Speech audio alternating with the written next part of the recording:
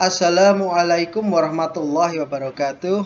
Hello everyone. So welcome to the vocabulary talk, and today's discussion is about the types of vocabulary dan word exploration. Setelah kemarin kita memainkan banyak sekali permainan ya, dan all of you have already learned many new words, many new things, and hopefully you remember them and already applied them in your daily life with your friends, maybe because you are in English education department. So perhaps you already talk many things in English and also use new words. And now let's go even deeper, and it's my turn for me to tell you what I know about the type of vocabulary in this world. So, kalau kita melirik dari teori Finocchiaro ini ya, bahwa bahasa itu adalah sistem mana suka. Siapa yang membuatnya, siapa yang pertama kali mengucapkannya, ya tidak ada yang berani mengaturnya kan. Seperti ini semua terjadi di seluruh bahasa ya. Contohnya seperti bahasa Indonesia, kita ada lo, gue, seperti itu. Jadi asalkan bahasa itu bisa diterima oleh orang banyak, maka no problem, akan menjadi sebuah culture malahan kan seperti itu. So yes, we cannot avoid, kita tidak bisa komplain juga kok bahasanya seperti itu. No, we cannot. What we can do is about learning and understanding those language. Okay, nah, from how we get it, vocabulary itu ada dua ya, ada new and expressional. Yang new itu kita peroleh dari orang lain, just like when we learn together from me, from your friends, from media, from something that you read. Nah, di sana Anda mendapatkan kosakata, terus di sanalah Anda mendapatkan, oh, ini artinya seperti itu. Dan expressional itu tidak saya bilang jarang ya, mungkin Anda terlalu kreatif. Oke, kadang kita sering mengucapkan kata-kata yang mungkin di dalam bahasa Inggris itu malah tidak ada. Namun kita mengambilnya apa ini? Kita mengambilnya dari sebuah kata yang kalau kita buat derivasi artinya sama seperti kata yang lain. For example seperti ini. Kita tahu kalau beautify itu artinya mempercantik kan. Beautify mempercantik. Artinya mungkinkah setiap kata sifat ditambahkan fy itu artinya memper sifatnya itu ya. So for example we can say uglify, berarti yang artinya mungkin memperjelek misalnya. Bolehkah? Bisa jadi seperti itu. Oke. So kita ketika nanti mempelajari morfologi, kita tidak terikat pada yang namanya leksikogramatikal, leksikal gitu ya, bahasa leksikal atau bahasa kamus ya. Kita akan benar-benar explore kata-kata yang bisa kita buat, asalkan masih bisa dipertanggungjawabkan dari mana kata tersebut, misalnya seperti itu. Well, we can discuss this later on in our group. So let's move on. Let's go to the word aspect where it comes from. Jadi kita akan fokus pada dari mana sebuah kata itu berasal, seperti itu. Oke, kita tidak serta-merta membahas tentang derivasi seperti beauty, beautiful, beautify, beautifully, seperti itu. Namun ada hal lain yang perlu kita bahas. Sepertinya juga tidak tercover di materi presentasi Anda ya. Oke, so what are they? Dan ini juga terjadi di bahasa lain juga ya, misalnya bahasa Arab.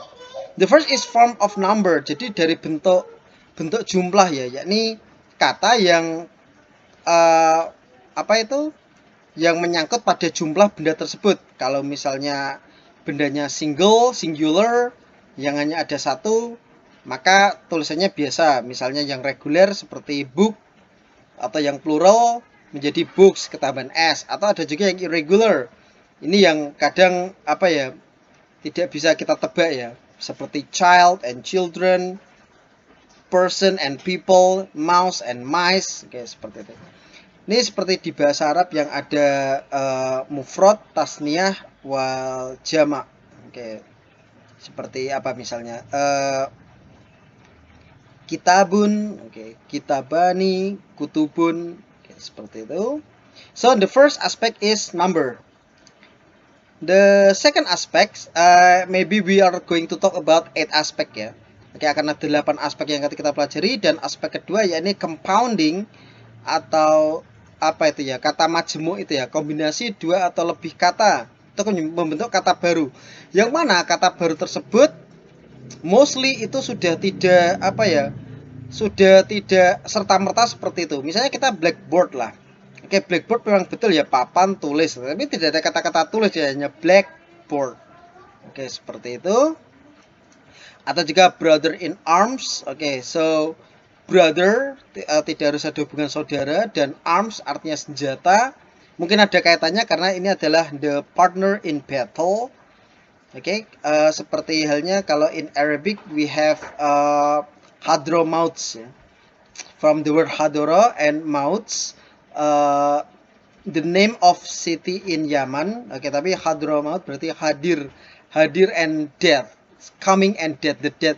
Ada juga menyamakan Hadramaut itu dari kata hydromata atau mata air. Oke, karena ada danaunya. Oke, wallahu alam.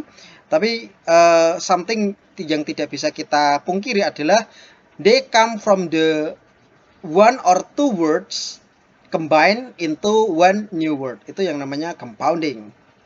Next, acronym singkatan. Oke, jadi kita bisa menyingkat suatu kata, bisa dibaca ya biasanya ya, seperti kata ABRI, puskesmas, siskampling. Oke, tidak hanya abbreviation, singkatan seperti apa singkatan, misalnya KBM, kita kan nggak bisa kita baca ya. Oke, ini misalnya UFO atau NA, oke, unidentified flying object atau not available. Di bahasa Arab itu seperti kata seperti apa ya, huruf short itu ya, yang berarti sofhah atau artinya apa, barisan. Oke, acronym. The next one is clipping. Oke, clipping berarti dia menyingkat satu kata. Oke, seperti di sini kata flu menjadi influenza, atau fridge yakni refrigerator. Ada advertisement. Oke, misalnya com like community or communication. Oke, seperti itu. Oke, jadi sudah sangat mainstream, jadi ketika itu disingkat maka tidak masalah ya, seperti bro, sis, dad, mom. Oke, it's a clipping.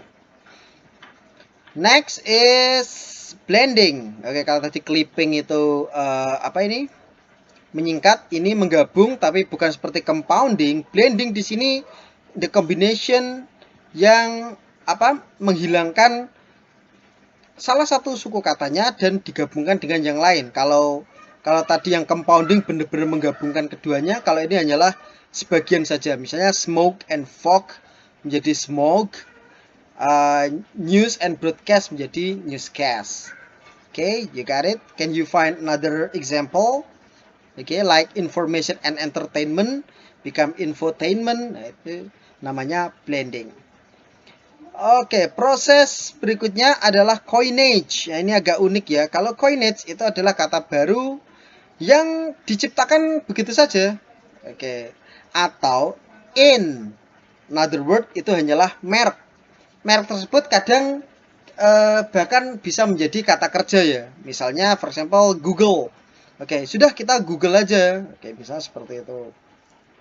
Oke, dan beberapa menjadi ikonik seperti kata Ciki, Aqua. Oke, padahal itu merek ya, tapi karena terlalu mainstream kita menyebutnya untuk suatu merek jajan atau merek atau minuman kemasan.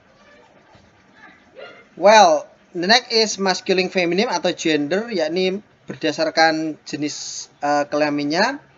Oke, misalnya ada waiter, ada waitress, actor and actress, lion and lioness. Oke, jadi feminim and masculine. Oke, seperti ustadz, ustadzah itu ya. Oke, ada mudzakkar dan muannats. Well, and last but not least is little and adult naming atau age. Oke, dimana di sini kalau yang kecil sama yang dewasa itu namanya beda, seperti kitten and cat, colt and horse, mungkin apalagi duck and duckling. Oke, seperti itu. So these are the all word aspect yang I can tell you for today. So let's continue the discussion in our group. Thank you for the attention, and that's it. Wabillahi taufiq. Wassalamualaikum warahmatullahi wabarakatuh.